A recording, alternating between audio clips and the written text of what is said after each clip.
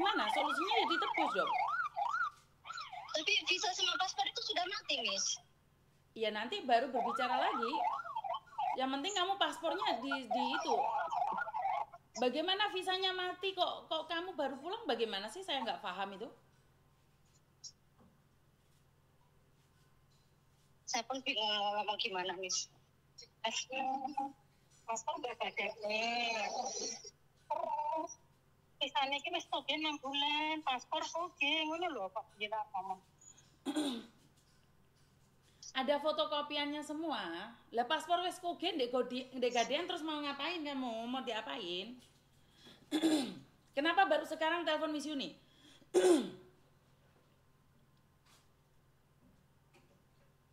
Loh, kan harusnya kamu sebelum paspormu habis kan aku bisa bantu kamu laporin ke KJRI, Nduk. Lo terus sekarang gimana maunya? Kamu mau apa dulu? Ya, bikin paspor baru itu bisa enggak, Miss? Kenapa? Bikin paspor baru bisa enggak? Maksudnya kayak bisa. untuk saya bisa pulang itu saja loh. Bisa, makanya kan tadi saya ngomong. Kamu bisa datang ke KJRI yang menceritakan kronologi aslinya. Terus kasih lihat tiketmu kamu mau pulang. Gak perlu laporan polisi, Miss? Ya perlu dong laporan ke polisi kehilangan paspor. Tapi nanti kalau misal polisi tanya paspormu kenapa lama kok gitu gimana? Polisi tidak akan menanyakan banyak, yang menanyakan banyak itu KBRI. Polisi hanya akan mengeluarkan surat kehilangan dan ada kursi pendek itu, Mbak. Dan polisi itu nggak akan ngobrol sama kamu karena di kantor polisi itu cuman kamu buat ketik saja. Jadi kamu nggak akan ketemu polisi, Nduk. Oh, cuman buat laporan terus nanti gimana?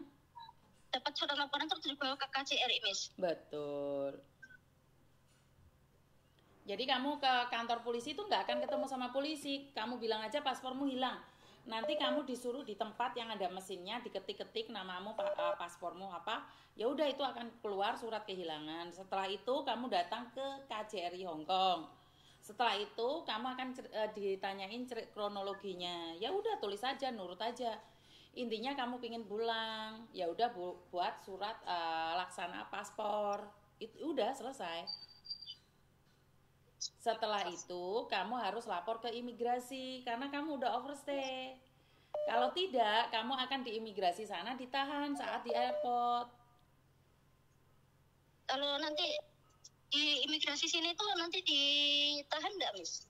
Ya kalau kamu tidak laporan ke imigrasi yang ada di Cungkuan, kamu pasti ditahan, Dok. Karena itu dengarkan saya ngomong sekali lagi. Bisa nggak dengerin saya ngomong? Terus didengar dengan teliti, jangan nanya saya lagi. Pertama, kamu harus melaporkan surat kehilangan. Kemana, Miss? Harus ke kantor polisi. Ke kantor polisi, setelah itu kamu akan berhadapan dengan mesin. Setelah mesin itu mengeluarkan surat, kamu akan ke KJRI. Setelah ke KJRI, ngurus-ngurus pastinya tidak cepat juga. Panjang kali lebar. Setelah itu, kamu akan dibuatkan surat SPLP. Setelah kamu mendapatkan surat SPLP, maka kamu wajib untuk ke Cungkuan melaporkan kalau kamu itu udah oke karena paspormu. Ceritakan aja kronologinya. Setelah itu kamu akan mendapatkan surat merah. Setelah kamu mendapatkan surat merah itu, kamu harus pulang sesuai dengan tiket kamu. Jadi sebelum kamu ke imigrasi, kamu harus punya tiket dulu. Tiket itu harus ditunjukkan ke imigrasi. Paham. Paham? Majikan saya kan meminta saya hari Senin ini keluar belikan tiket, Miss. Sebentar, majikanmu tahu paspormu kamu gadekan? Enggak. Kamu harus cerita sama majikanmu bawa paspor kamu gadekan. Karena kamu dipecatnya kapan sih, Dok? Malam tadi. Semalam tadi, kamu masih punya hak 14 hari untuk tinggal di Hong Kong dan nggak bisa dipulangkan di hari Senin. Jadi majikanmu wajib membelikan tiket kamu lagi. Tiketnya belum dibelikan, Miss, tapi dia bilangnya hari Senin, sebab hari Senin malam jam 6 itu Aceh barunya sudah sampai gitu. Iya, tapi kan kamu tidak harus beli tiket, kamu kan bisa tinggal di luar dulu. Oh, oke. Jadi siap, kamu siap. minta di tanggal 14 hari setelah kamu dipecat, mulai hari ini sampai 14 hari. Ngerti nggak? Iya. Iya, paham. Jadi kamu perkiraan misalnya, nanti tanggal 1 atau tanggal 2 baru pulang. Jadi kamu ada waktu untuk ngurusin paspormu dan overstaymu. Ya. oke. Itu minta maaf, Miss. Ngurusin paspornya itu lama enggak, Miss? Seharusnya lama, Dok, kan kamu ngadain paspor. Makanya minta di ekspres loh, karena kamu makanya kan aku bilang minta tiket sama majikan tanggal 2 atau tanggal 1. Jadi kan kamu habis memperlihatkan ke KBRI bahwa kamu udah punya tiket.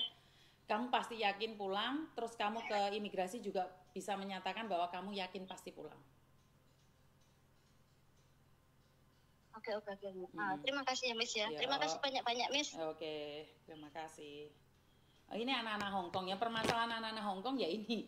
Seperti ini. Kenapa saya ingin kembali lagi ke Hongkong, teman-teman? Jadi saya sebenarnya sudah mengatakan dan tugas saya hampir selesai tentang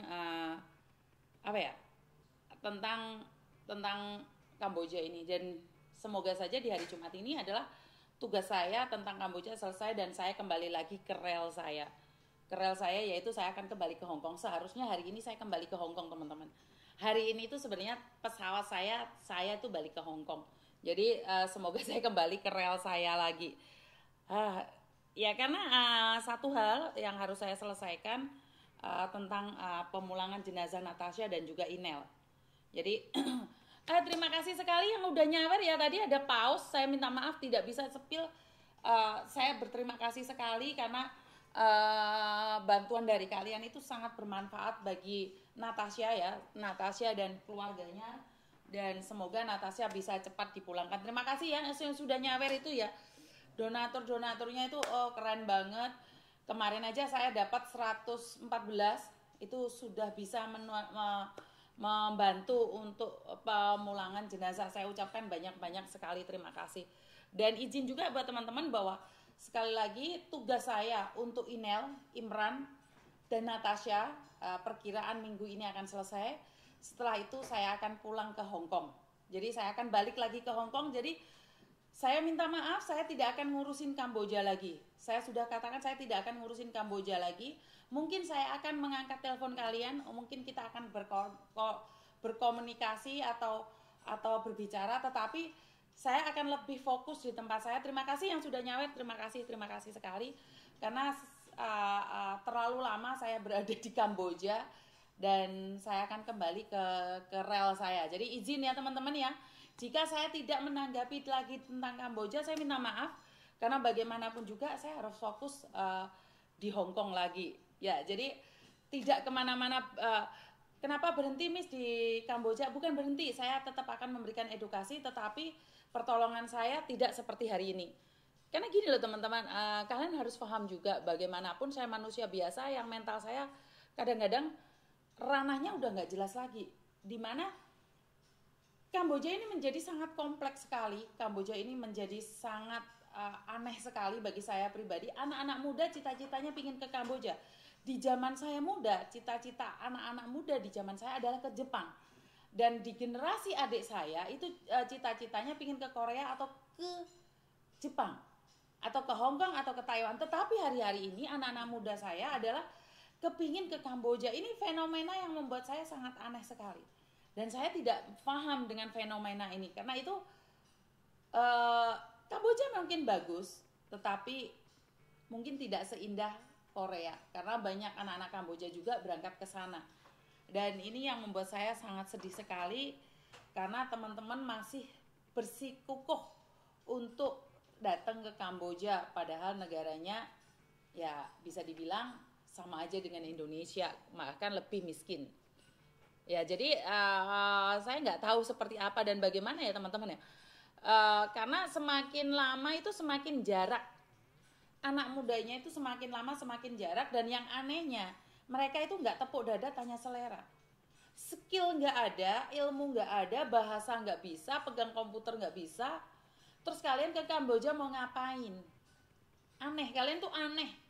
Di Indonesia aja nggak diterima, apalagi ke sana.